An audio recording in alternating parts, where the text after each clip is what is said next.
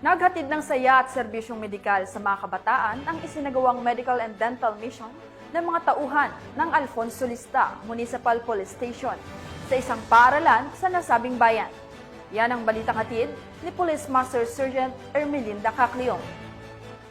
Nagsagawa ng medical at dental mission ang mga tauhan ng Alfonso Lista Municipal Police Station, katuwang ang kanilang mga stakeholders at benefactors sa Tanlo Purok Elementary School, San Marcos, Alfonso Lista, Ifugao. Nito lamang ika-24 ng Hunyo 2025.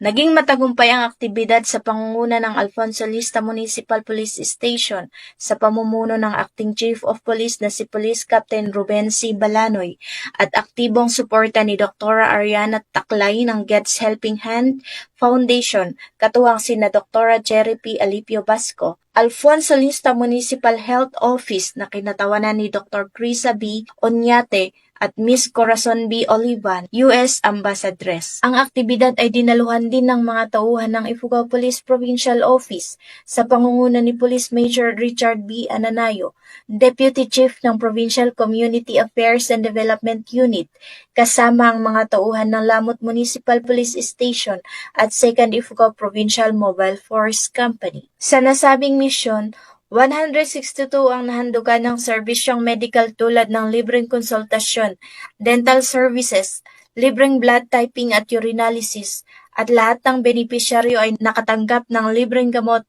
maintenance at bitamina. Bukod pa rito, nagsagawa rin ng libreng gupit at oplan tulis sa mga bata at kanilang mga magulang.